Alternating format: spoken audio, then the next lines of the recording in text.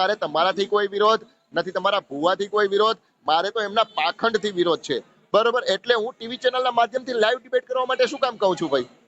કારણ કે ત્યાં અમે બારેજા આવીએ ને, બારેજા ઘેટા બકરાની ભીડ હોય છે, બરોબર. અને અમને ખ્યાલ છે કે ત્યાં અમને પોલીસ પ્રોટેક્શન પણ ના મળે. કઈ જગ્યાએ કરવું છે? તમે કઈ જગ્યાએ લાઈવ ડિબેટ કરવી છે? તમે કોઈ જગ્યાએ તમારા ભુવાજી તૈયાર હોય તો આપણે મોબાઈલના માધ્યમથી પણ, પડકાર ન્યૂઝ છે, ઘણા બધા ન્યૂઝ છે, આપણે નવજીવન ન્યૂઝ છે, તમે કયો એ ટીવી ચેનલમાં આપણે વાત કરી, રોનક પટેલ જોડે વાત કરી, એબીપી માં પણ ગોઠવી દઈએ, તમે કયો એ જગ્યાએ ગોઠવી દઈએ, બોલો. સારું તમે મને પેલા એ સમજાવશો અંધશ્રદ્ધા શું છે? મને એ સમજાવો. અંધશ્રદ્ધા હું એ જ કહું છું, એ બાબત તે જ મારે ડિબેટ કરવી છે. મારે જાહેરમાં ચમત્કાર તો જોવા નથી, તમારો ભૂવો કોઈ મને ચમત્કાર કરી નથી બતાવવાનો. જો સાંભળો, જો હું તું તારી નહીં કરતો, તમારે જો હું તમે કઈ વાત કરું છું, શ્રદ્ધા છે ને એ અંધશ્રદ્ધાની જનની છે.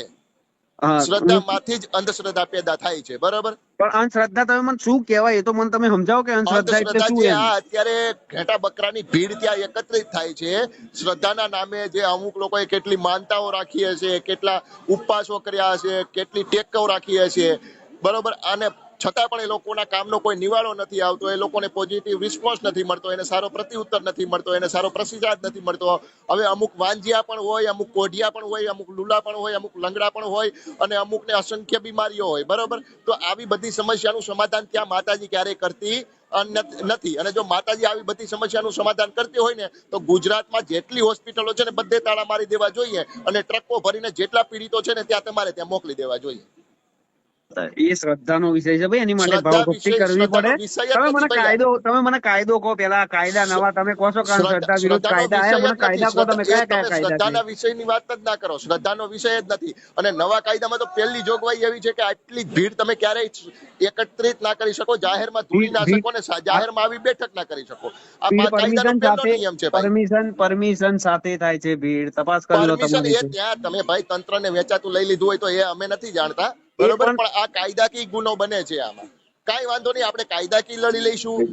તમારે લાઈવ ડિબેટ કરવાની ઈચ્છા થાય તો તમે મને કહો, તો હું રોનકભાઈ પટેલ જોડે વાત કરું. અમારે જરૂર નહીં જો લાઈવ ડિબેટ કરવાની, કોઈ પુરાવા આપવાની. પહેલી વાત સાંભળો, હું રોનકભાઈ પટેલ જોડે વાત કરી લઉં, તુષારભાઈ બસિયા જોડે વાત કરી લઉં, નવજીવન ન્યૂઝમાં, એબીપી ન્યૂઝમાં તમે કોઈ એમની જોડે વાત કરી લઉં, અને લાઈવ ડિબેટ તમે કયો એ સમયે આપણે ગોઠવી દઈએ, બોલો.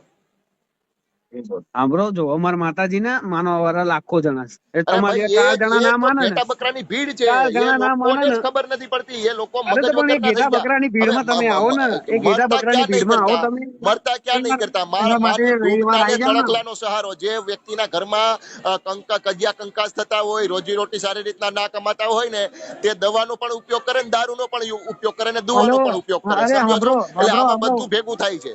એટલે આ અંધશ્રદ્ધાનો ફેલાવો થાય છે, અને લોકોમાં અંધશ્રદ્ધાનો ભય પેદા કરવામાં આવી રહ્યો છે, લોકોને ગેરમાર્ગે દોરવામાં આવી રહ્યા છે. અને આ વસ્તુ લીગલી નથી, અનલીગલી છે, ને આ વસ્તુ ના થવી જોઈએ.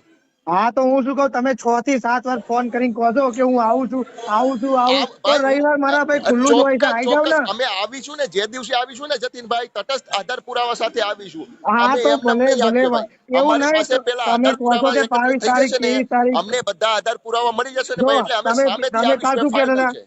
તમે કાલે એમ કહેતા કે હું 22 તારીખે હું આવી જવાનો છું, તો 22 તો થઈ. ચોક્કસ ભાઈ, ચોક્કસ. હું અત્યારે હાલ દિલ્હી છું, પણ હું એ તમને તમે કાલે નતા કહેતા કે અમદાવાદ આવવાનો છું? એક દિવસ કમલેશ જાદવ સામે તમારો ભેટો થશે ને થશે. આવી જવાનું લખીને રાખો, બરોબર. હવે તમે લાઈવ ડિબેટની હમણાં વાત કરતા હતા, હવે લાઈવ ડિબેટ તમે ભૂલી ગયા. રૂબરૂ આવી જાવ ને, રૂબરૂ લાઈવ ડિબેટ કરીએ. તો કહેતા હતા ક્યારે લાઈવ ડિબેટ કરવી, હવે કેમ લાઈવ ડિબેટ ફસી ગયા તમે? તમે લાઈવ ડિટેલ નું કરી નાખો, આપણે એક કરી નાખીએ. છોડો ને યાર જતીનભાઈ, લાંબી કરતા મને નથી આવડતું. ખાલી ખોટું ચોખ્ખી વાત કરીએ છીએ. ગુજરાતની જનતાને ઉલ્લુ બનાવવાનું કામ બંધ કરો, બરોબર. એટલે હજુ તમારે જેટલા બધા બીજા 4-5 ને પાગલોને ભેગા કરી અને હી કરવું હોય તો એનાથી મને કોઈ ફરક નથી પડતો, બરોબર. આ બધું તમને તમારી માતાજી શીખવાડે છે, આ તમને તમારી માતાજી શીખવાડે છે. હા, ગલત જગા હોય ને, ગલત જગા. આ તમને તમારી માતાજી શીખવાડે છે બધું. અમૃત બાબા કે વાત કરતા હે, તમને પેલા તમને તો એ નહીં ખબર પડી. ખુશાલ મેહડી માતા વાળા વાત કરે છે કે અમૃત બાપા વાત કરે છે? પેલા એ જુઓ, પેલા અવાજ મેચ કરો અને પછી અહીં ફોન કરો.